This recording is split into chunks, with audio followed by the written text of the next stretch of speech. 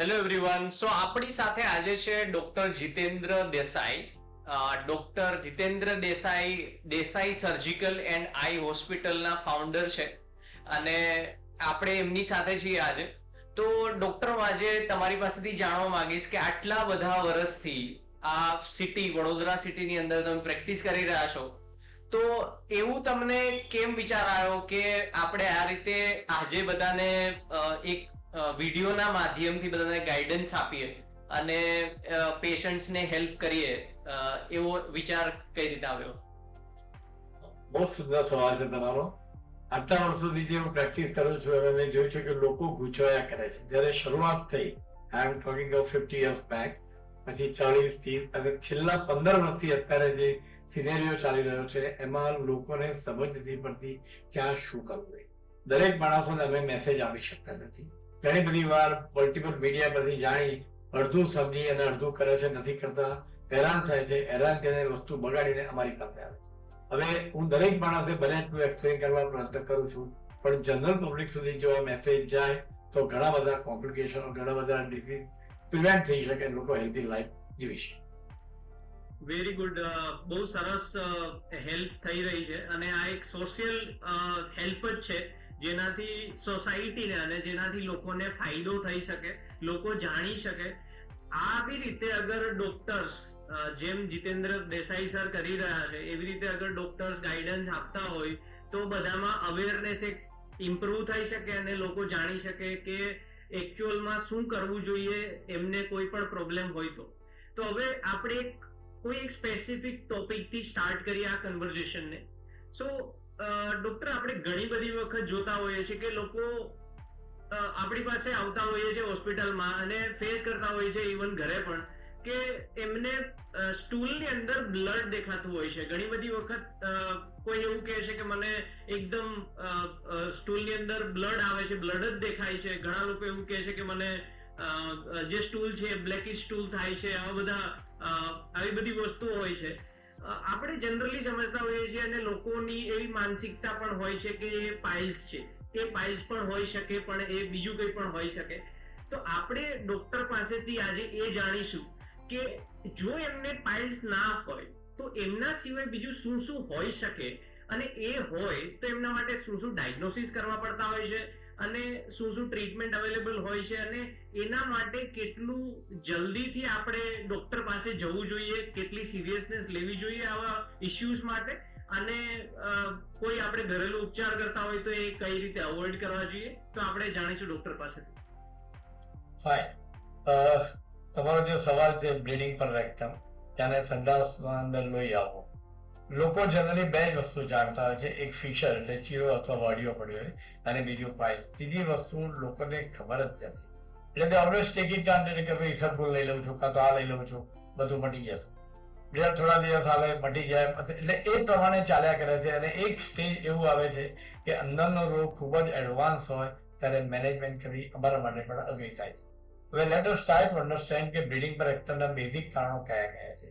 એટલે પહેલું તો સંડાસની સાથે બ્લડ આવે છે, પછી આવે છે, પહેલા આવે છે, જાડો કઠણ થાય છે, પાતળો થાય છે. આ બધા ક્વેશ્ચન, જેને અમે હિસ્ટ્રી કહીએ, ખૂબ જ અગત્યની છે. હવે પેશન્ટ પોતે સમજી શકતો જ નથી, એટલે જ્યારે પણ લોહી આવે તો he can go to his general practicer, જેને આપણે ફેમિલી ફિઝિશિયન કહીએ, અને એની ટ્રીટમેન્ટ લઈ શકે. હવે અત્યારે પ્રોબ્લેમ એ છે કે લોકો શરમાય છે, કારણ કે બ્લીડિંગ પર રેક્ટમ હોય એટલે મોઢું જોઈને એનું ડાયગ્નોસિસ કરી ના થાય.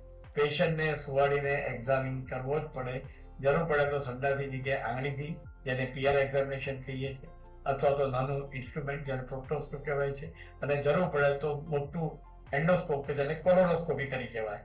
આ પ્રોસિજર કરે તો જ એનું ડાયગ્નોસિસ થાય, બાકી ન થાય. કારણ કે મારી પ્રેક્ટિસમાં હું જોતો આવ્યો છું, પહેલા આ રોગ અનકોમન હતા, અત્યારે આ રોગ ગ્રેજ્યુઅલી વધતા જાય છે. Probably the reason is dietary habit, personal habit, mental stress and strain and environment. આ બધા જે કારણો છે એટલે તકલીફ વધતી જાય છે, એટલે નિગ્લેક્ટ ન થવું જોઈએ. હવે સવાલ એવો છે કે પહેલું જે કહ્યું કે બ્લીડિંગ પર રેક્ટમમાં ફ્રેશ બ્લડ આવે છે, in go to your doctor, general પેટે, ટેક ટ્રીટમેન્ટ. પણ રિમેમ્બર ધી કે જો આ બ્લીડિંગ તમને અઠવાડિયા 15 દિવસથી ટ્રીટમેન્ટમાં ન મટે તો always go for a consultant. It means કે તમારા ગેસ્ટ્રોએન્ટરોલોજીસ્ટ જેને એન્ડોસ્કોપી આવડે છે, રૂટીન સર્જન પાસે જવાથી બી એનો પ્રોબ્લેમ સોલ્વ નહીં થાય, કારણ કે એની પાસે સ્કોપ નથી હોતો. આવડત બધી હોય પણ સ્કોપ ન હોય, અંદરથી જોઈ નહીં શકે. એનું કારણ કહું કે એની અંદર જે ફીચર પાય તો બધાને ખબર છે. એના સિવાય જે અનધર કોમન કન્ડિશન છે અલ્સરેટિવ કોલાઇટિસ, એટલે મોટા આંતરડામાં ચાંદા પડવાનો જે રોગ છે એને અલ્સરેટિવ કોલાઇટિસ કહે છે. આ રોગ younger age group, right from 25 to 40 ની અંદર ઇટ ઇઝ વેરી કોમન. અને અત્યારનો જે યુગ છે, જે પીઝા પાસ્તાનો યુગ છે, એની અંદર આ રોગ બહુ જ સામાન્ય થઈ ગયો છે. થર્ડ, જે લોકોને મેન્ટલ સ્ટ્રેસમાં જીવી રહ્યા છે, આઈટી વાળા જે છોકરાઓ છે, પગાર ખૂબ મળે છે પણ એ લોકો એકદમ ટેન્શનમાં છે. એટલે tension is again one of the important factor for this cases. હવે થાય છે શું કે આ લોકોને બ્લીડિંગ પર એક્ટિવ થતું હોય, ડાયગ્નોસિસ થતું નથી, એટલે રૂટીન પાસે જાય તો પાઇલ્સ ઓપરેટ કરી નાખે. have come across many patients regularly, અઠવાડિયામાં 2-3 પેશન્ટ એવા જોઈ રહ્યો છું આજની તારીખમાં કે જેને પાઇલ્સ નથી હોતા, બ્લીડિંગ પર રેક્ટમ હોય છે, ડાયગ્નોસ નથી થયું હતું, અથવા તો પાઇલ્સની સર્જરી થઈ ગઈ હોય છે. એટલે it is my request to the general public કે જ્યારે તમને લોહી પડતું હોય, go to a proper doctor, treatment લો 2 week 3 week. If you are not comfortable, then always go to a GI surgeon who can do endoscopy and come to conclusion. બીજો જે અગત્યનો રોગ છે એ મેલિગ્નન્સી એટલે કેન્સર. કેન્સર સાંભળીને ગભરાવાની જરૂર નથી, પણ again it is a very common disease, જેને ગાંઠ કહીએ અંદર અથવા ચાંદુ પડે. એની અંદર બી પેશન્ટની તકલીફ આ જ હોય છે, બ્લીડિંગ પર રેક્ટમ. બ્લીડિંગ પર રેક્ટમ હોય, કોઈ વાર સ્ટૂલ કઠણ થાય, કોઈ વાર પાતળો થાય, પણ એની અંદર important point is the weight loss અને એનોરેક્સિયા એટલે ભૂખ ઓછી થતી જાય, તમારું વજન ઘટતું જાય, બ્લીડિંગ હોય, તો always go to a consultant who can do colonoscopic examination. નહીં તો આ રોગ ડાયગ્નોસિસ નથી થતા. મેં કહ્યું એ પ્રમાણે આજની તારીખમાં હમણાં 3 દિવસ પહેલાની વાત કરું, યંગ છોકરો જેની ઉંમર ફક્ત 26 વર્ષ, બ્લીડિંગ પર રેક્ટમ માટે પાઇલ્સની ટ્રીટમેન્ટ ચાલુ હતી, છેલ્લા 2.5 મહિનાથી એની સ્કોપી કરી, ગાંઠ હતી, બાયોપ્સી લીધી અને આજનો રિપોર્ટ આવ્યો અને કેન્સર છે. યુ કેન જસ્ટ ઇમેજિન 26 વર્ષના છોકરાને કેન્સરનો વિચાર પણ ના આવે. બરાબર, એની કમ્પ્લેન ખાલી બ્લીડિંગ પર રેક્ટમ જ હતી, બરાબર છે, પણ it was not diagnose, it was diagnose only as a piles. So again I request all of you કે જ્યારે તમને સંડાસમાં લોહી આવે, take treatment from a routine doctor. પણ જો 2-3 અઠવાડિયામાં ઠેકાણું ન પડે, then don't wait and go for the endoscopic examination. Okay, very good. આપણે બહુ સારી માહિતી ડોક્ટર સાહેબે શેર કરી છે, જેની અંદર નાની બીમારીથી લઈને મોટી બીમારી સુધી કઈ પણ વસ્તુ હોઈ શકે છે. એનો મતલબ એ નથી કે આપણે ગભરાઈ જવું જોઈએ, એનાથી દૂર જવું જોઈએ કે કોઈ નાની મેડિસિન ઘર ઉપચાર લઈ અને એમની સોલ્યુશન કરવું જોઈએ. રાઈટ પર્સન, રાઈટ ડોક્ટર પાસે જઈ અને રાઈટ ડાયગ્નોસિસ કરાવવું જરૂરી હોય છે. તો આ ડાયગ્નોસિસ કરવા માટે ડોક્ટર અને એમની ટ્રીટમેન્ટ કરવા માટે એમને ક્યાં જવું જોઈએ? આપણી પાસે અહીંયા દેસાઈ સર્જિકલમાં હોસ્પિટલ જે છે દાંડિયા બજાર રોડ પર, ત્યાં પણ ઓપ્શન હશે, બીજે ક્યાંય પણ ઓપ્શન હશે, તો એના માટે શું કહેવા માંગશો? એકચ્યુઅલી જે જીઆઈ એન્ડોસ્કોપી એટલે ગેસ્ટ્રો ઇન્ડસ્ટ્રિયલ એન્ડોસ્કોપી, કે જેમાં અપર પાર્ટ એટલે ઇસોફેગસ, સ્ટમક, ડ્યુઓડેનમ અને કોલોનના કોઈ પણ ડિસીઝ માટેની જે એન્ડોસ્કોપી થાય એને જીઆઈ એન્ડોસ્કોપી કહે છે. એ એન્ડોસ્કોપી વડોદરામાં શરૂઆત મારે ત્યાં થઈ 1983. ત્યારથી I was the first surgeon or consultant to start endoscopy in those days. I was doing all diagnostic and operative procedure through my endoscope, અને આજ તારીખ સુધીમાં લગભગ 1,20,000 ઉપર મારી એન્ડોસ્કોપી પૂરી થઈ છે. એટલે diagnosis wise, management wise there is no issue. ઘણા બધા અત્યારે કરે છે, એટલે there is no discussion, but you should go to a proper person who can give you a confirmed good diagnosis and management. Doctor પાસેથી હું એક શબ્દ સમજ્યો, હમણાં જ એમને કીધું કે મેનેજમેન્ટ. આપણે વાપરતા હોઈએ છીએ વર્ડ ડાયગ્નોસિસ, આપણે કહેતા હોઈએ છીએ ટ્રીટમેન્ટ થઈ ગઈ છે, ડાયગ્નોસિસ થઈ ગયું છે, પણ સરે એક વર્ડ યુઝ કર્યો છે મેનેજમેન્ટ. તો હું એમના પાસેથી સમજવા માંગીશ કે મેનેજમેન્ટ એટલે શું? મેનેજમેન્ટ તો કદાચ આઈટી કંપનીમાં યુઝ થતું હશે, પણ અહીંયા મેનેજમેન્ટ શું હોય છે? આ સવાલ તમારો એકચ્યુઅલી અમારા એક્ઝામિનરનો સવાલ છે, એટલા માટે કે management it's a very intelligent answer. Management means the diagnosis is the confirmation, then treatment, એટલે એને લગતા જે મેડિસિન આપીએ અથવા ઓપરેટિવ આપીએ એને ટ્રીટમેન્ટ કહીએ. અને એના પછીની જે વસ્તુઓ સમજાવવાની હોય કે જેના પાસે આજથી કોઈની પાસે ટાઈમ જ નથી, ઓપરેટ કરીને પેશન્ટને કે જા તું ઘેર જતો રહે, that is the rehabilitation. Patient should go back to his work in a normal way and he should be healthy and fine without disease. So with a proper follow-up. મારા પેશન્ટનો ફોલોઅપ ઓપરેશન પછી હું 6 મહિના સુધી મફત કરું છું. I don't take a single pie from him, but I see that the patient is back to original work without any difficulty, and that is the management. Okay, તો એનો મતલબ જે હું સમજ્યો છું કે મેનેજમેન્ટ એટલે બધી જ વસ્તુ જ્યાંથી પેશન્ટ હોસ્પિટલની અંદર એન્ટર થાય છે એનું ડાયગ્નોસિસ કરવું, એની ટ્રીટમેન્ટ કરવી, એને શું ખાવું જોઈએ, શું ના ખાવું જોઈએ એ પણ જણાવવું, એમને ક્યારે ફોલોઅપ માટે આવવું અને કમ્પ્લીટ ફોલોઅપની સાયકલ જે છે, જે અહીંયા દેસાઈ સર્જિકલમાં completely free of charge Desai sir offer કરી રહ્યા છે, એ જે એન્ટાયર પ્રોસેસ છે જ્યાં સુધી પેશન્ટ ઠીક ના થઈ જાય એને મેનેજમેન્ટ કહેવાય છે. Very nice, very good sir, thank you for explaining. હવે આપણે નેક્સ્ટ વાત કરીએ. બીજો એક ટોપિક મને જે લોકો જનરલ પબ્લિક પાસેથી જાણવા મળતો હોય છે કે લોકો કહેતા હોય છે કે મને કબજિયાત છે, મને લાંબા સમયથી કબજિયાત છે, મને હું હરડે લેતો હોઉં છું, હું એક કોઈ ડોક્ટર પાસે જઉં છું, તે મને કોઈ દેશી ઉપચાર આપે છે, હું આ કોઈ પાન લઈને ચાવી લઉં છું ને મને સારું થઈ જાય છે, એ કન્ટિન્યુઅસલી હું સાંભળતો હોઉં છું. પણ લોકો એને ક્યારેક લાઇટલી લેતા હોય છે, ક્યારેક ડોક્ટર પાસે જઈને ટ્રીટમેન્ટ કરતા હોય છે. પણ મારે એ સમજવું છે આજે તમારી પાસેથી કે એને કઈ રીતે ટ્રીટમેન્ટ કરવી જોઈએ અને એને કઈ રીતે આપણે લેવું જોઈએ જેનાથી કરીને આપણે એમાં કોઈ વર્સ્ટ કેસ ના થાય અને અર્લી આપણે એમને સોલ્વ કરી શકીએ, અથવા તો આપણે એવી ફૂડ હેબિટ્સ ચેન્જ કરી શકીએ કે જેના કારણે એ વસ્તુ સોલ્વ થાય ને કોઈ દવાની કદાચ જરૂરિયાત ના હોય. તો એમના માટે આપણે જાણીશું સર પાસેથી. Right. Constipation is a commonest problem. એમાં 40 પછીનું એજ અને 65 પછી તો lots of people they come with a constipation. Actually constipation એટલે શું આપણે એને સમજવા પ્રયત્ન કરીએ. પહેલો મિનિંગ કોન્સ્ટિપેશનનો છે stool is hard, એટલે જેને બહાર કાઢવા માટે તાકાત કરવી પડે, જોર કરવું પડે. Number of times older group of people એ આંગળી નાખીને બહાર કાઢતા હોય છે, બરાબર છે. એ હાર્ડ સ્ટૂલ અને એની અંદર આંગળીના વડે જે નાક કાઢે છે એમાં અલ્સર ડેવલપ થાય છે અને અલ્સરમાંથી બ્લીડિંગ થાય છે, which we come across very frequently. હવે બેઝિક રીઝન કોઈને ગમે જ નહીં આંગળી નાખવાની, પણ stool is so hard, it is not coming out, it is making lots of force. પણ ઉંમર થાય એટલે પાવર ઓછો થયો તમારો, એટલે because of the discomfort is trying to remove it. That is constipation number 1. Second type of constipation કે patient having a sense of incomplete evacuation, કે મને આમ બરાબર મજા નથી આવતી, જે પૂરું થયું નથી, એટલે એમ કહીને દિવસમાં 3-4 વાર જઈ આવે. Consistency is normal. I repeat, consistency is like a paste normally. That consistency is normal, but patient is having a sense of incomplete evacuation. એટલે દિવસમાં 3-4 વાર જાય અને પછી ઘાસ બરાબર થાય. Third type of constipation is not passing daily. સાહેબ તો 2-3 દિવસે એકવાર જવું પડે. They take it so lightly. હવે 2-3 દિવસે એકવાર જાય એટલે જે અંદર કલેક્ટ થયા કરે એની અંદર થોડુંક પોઈઝનિંગ થતું હોય છે, લોસ ઓફ એપેટાઇટ થતો હોય છે, ફૂડ એબ્સોર્પ્શન, બ્લડ ફોર્મેશન બધું ડેમેજ થતું હોય છે.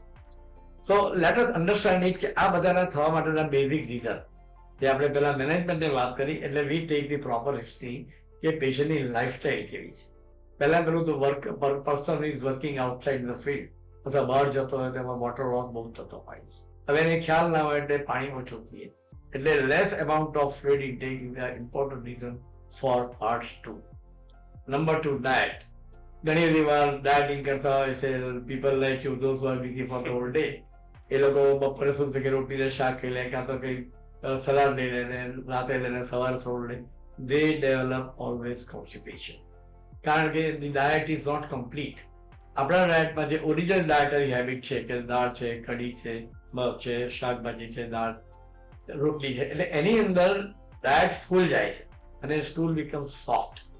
તમે જ્યારે રોટલીને શાક કે બગડીને શાક ખાઓ ત્યારે સ્ટૂલ બીકમ્સ હાર્ડ અને ઇટ ઇઝ અ પ્રોબ્લેમ. એટલે ડાયટરી હેબિટ, એટલે પર્સનલ હેબિટમાં water intake, dietary habit. Third is space. ઘણી બધા લોકો આજે મજા નથી આવતી, આમ જગ્યા ખરાબ છે, હવામાં કોણ જાય, એ જે ફિલિંગ છે એ ફિલિંગને તમે એવોઇડ. અને once the sensation is lost, then it also goes for a constipation. એના પછીનું અગત્યનું કારણ છે વિટામિન B12 અને D3 ડેફિશિયન્સી. એ બોડીમાં ઓછા હોય, those who are vegetarian એને તો ઓછા હોય. અત્યારે એસી ચાલે છે, ઘરમાં એસી, કારમાં એસી, ઓફિસમાં એસી. So there is no exposure to the sunlight. And if there is no exposure to the sunlight, the vitamin D3 is very less. The B12 D3 deficiency can also lead to a constipation. હવે સવાલ એવો આવે છે કે લોકો કહે છે સાહેબ અમે અઠવાડિયે એકવાર દિવેલ, કે મારા દાદા કહેતા હતા, દાદી કહેતા હતા દિવેલ બહુ સરસ.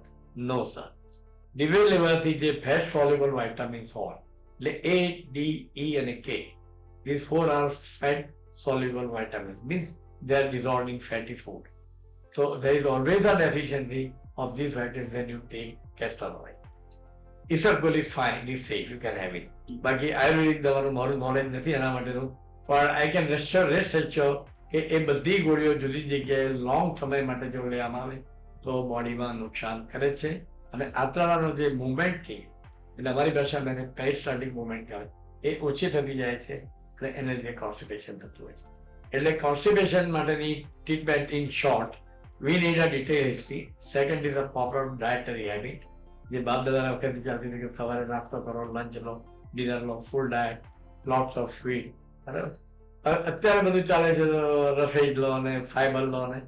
See, I don't understand why to go for a fiber diet. Our routine diet is full of fiber. But we avoid that and we go for a artificial food. So in my opinion, if you take your regular diet, take plenty of fruit, you maintain your vitamins level, regular habits, so constipation can be avoided very well.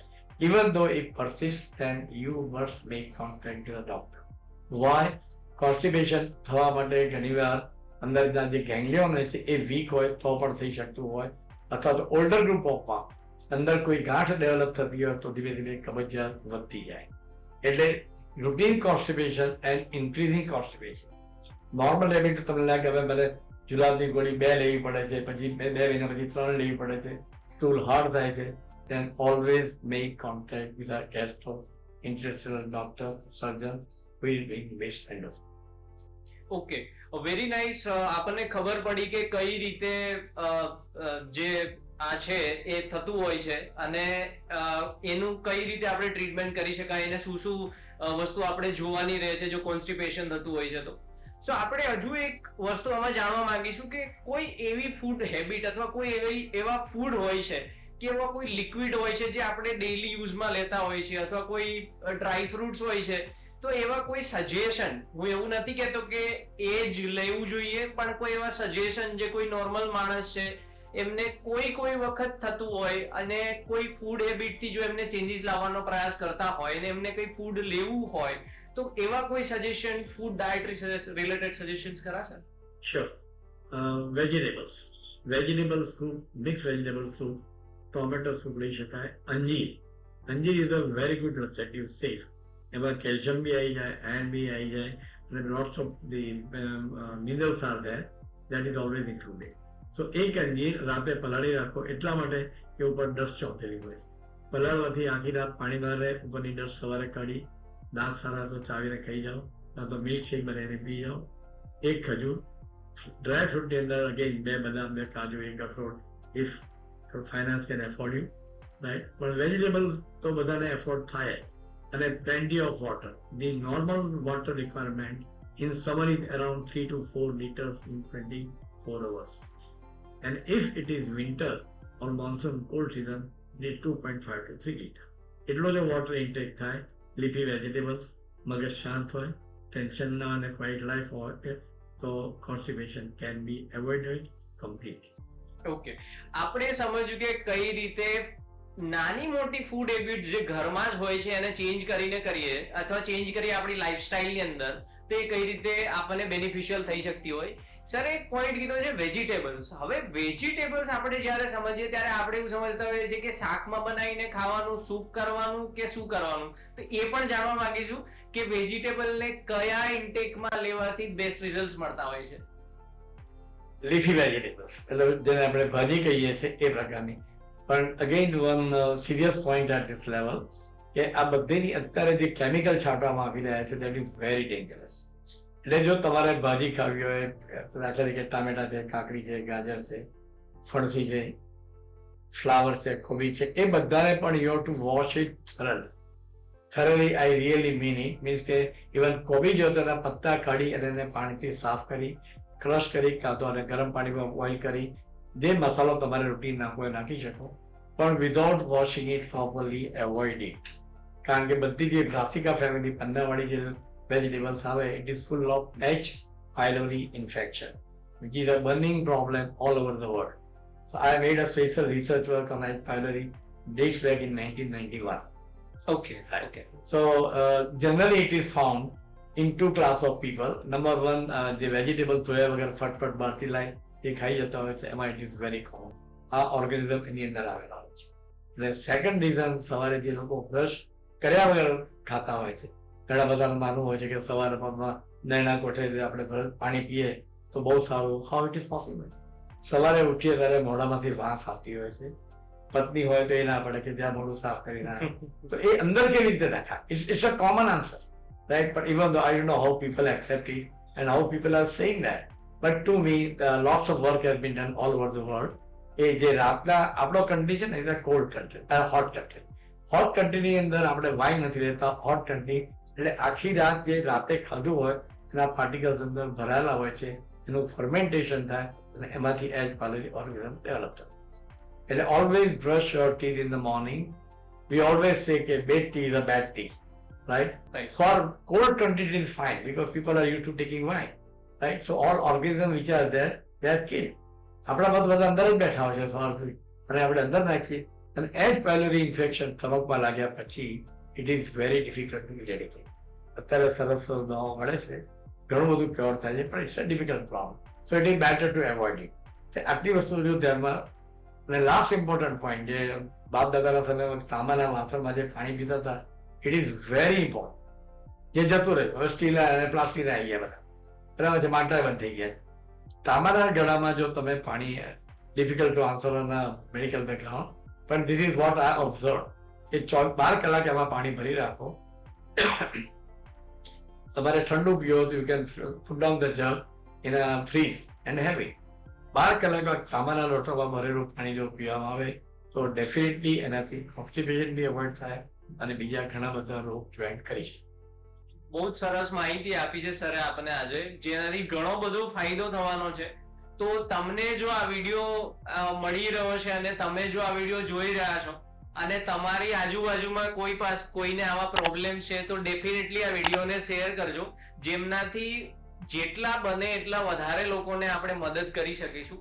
હવે બીજો એક problem હું generally જોતો હોઉં છું, હું ઘણી બધી જગ્યાએ જતો હોઉં છું અને ઘણા બધા લોકો મારી સાથે ટચમાં આવતા હોય છે, અને લોકોની એક કમ્પ્લેન હોય છે કે હું જમી લઉં છું ત્યારે મને જમ્યા પછી જે ફૂડ પાછું આવે છે મોઢામાં, મને જમ્યા પછી ઘણીવાર ખાટા ઓડકાર આવે છે, ખાટી એક લિક્વિડ મારા મોઢામાં આવે છે, અને જે ઇરિટેશન કરતું હોય છે.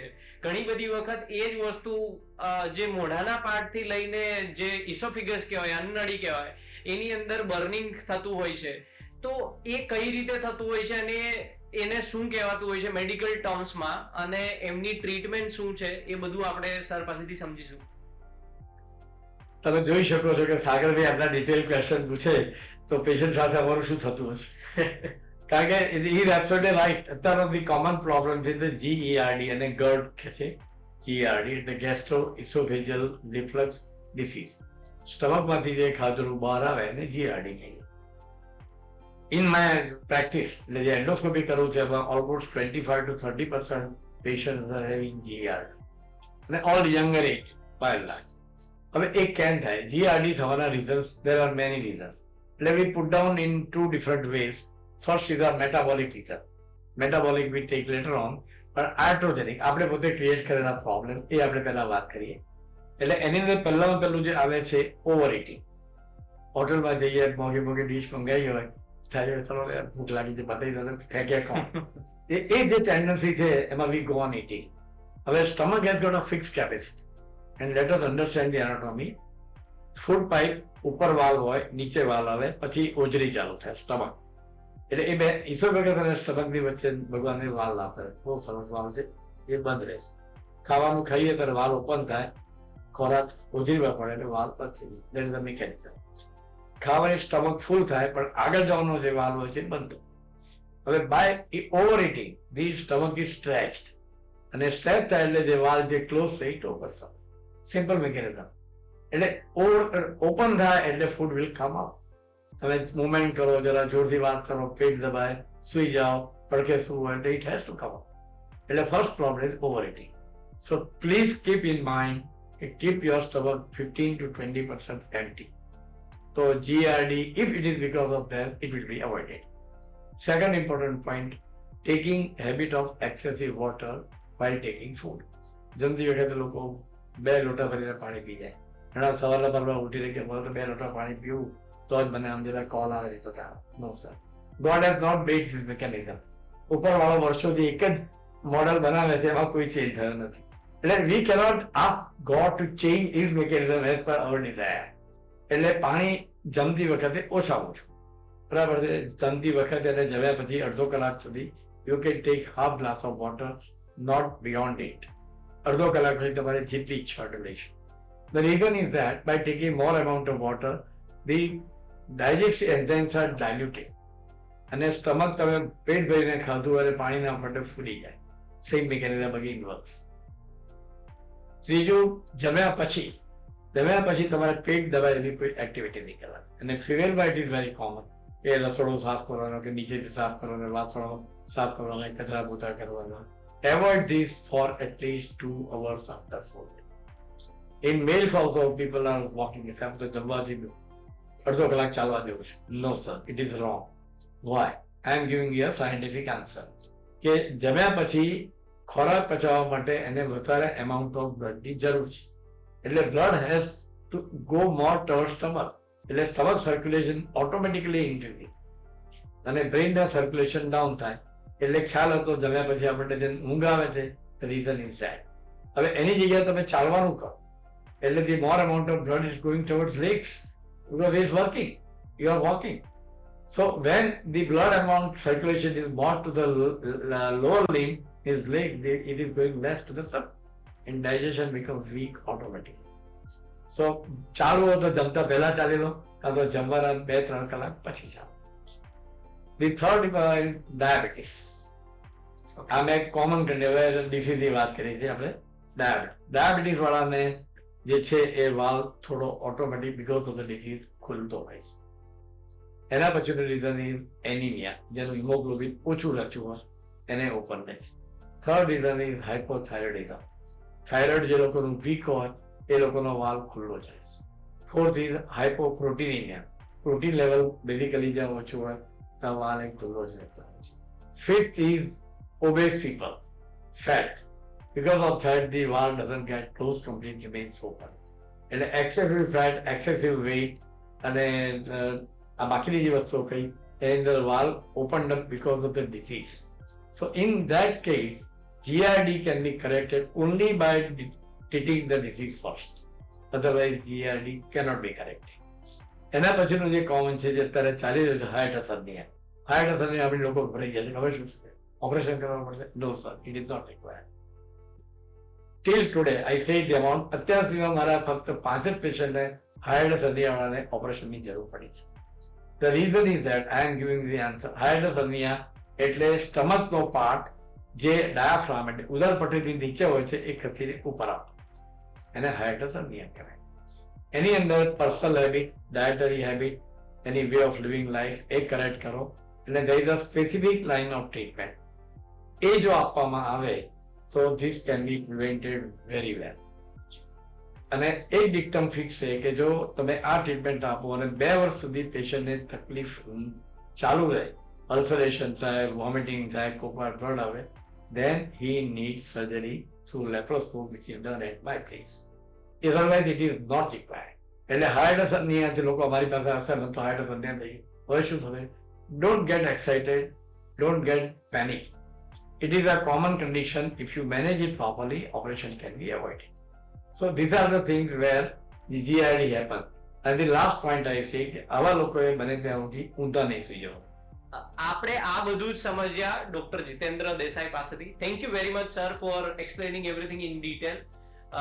our audience will definitely share this video to whoever they want to, કે જેમને આવા પ્રોબ્લેમ્સ જનરલી હોય છે અથવા એ લોકો સમજવા માંગતા હોય છે. અને હું એક વાત કહેવા માંગીશ કે જે અહીંયા આપણે બેઠા છીએ જે જગ્યાએ આજે દેસાઈ સર્જિકલ હોસ્પિટલ જે દાંડિયા બજાર રોડ પર છે રાવપુરામાં, ત્યાં 24 કલાક ઓપન હોય છે અને તમે ગમે ત્યારે આવીને કોઈ પણ આમાંથી જે આપણે ટોપિકમાં વાત કરી એના માટે કન્સલ્ટેશન બુક કરી શકો છો, પ્રાયર અપોઇન્ટમેન્ટ લઈ શકો છો. અને જે મંડે ટુ ફ્રાઈડે ઓપન હોય છે અને પ્રાયર અપોઇન્ટમેન્ટથી તમે એક કન્સલ્ટેશન લઈ શકો છો અને ડોક્ટર પાસેથી સમજી શકો છો કે શું કરવું જોઈએ અને શું ના કરવું જોઈએ. એકવાર જરૂરથી એ સ્ટેપ લેવું જરૂરી છે કે તમે ડોક્ટર પાસે જઈ રહ્યા છો અગર તમને કોઈ પ્રોબ્લેમ આવી રહ્યો છે. પ્રોબ્લેમ આવી રહ્યો છે અને આપણે ઘરે બેઠા રહીએ છીએ અને કાલે ખાલી ઘરે બેસીને કોઈ ડોક્ટરને કે ફેમિલી ફિઝિશિયનને ફોન કરીને કોઈ મેડિકલમાંથી દવા લઈ રહ્યા છીએ તો એ મુશ્કેલી આગળ જઈને થઈ શકે છે. તો એ જેન્યુઅન રિક્વેસ્ટ છે બધાને કે આવું ન કરવું જોઈએ. જો કોઈ પ્રોબ્લેમ તમને ફેસ થઈ રહ્યો છે please consult to the doctor.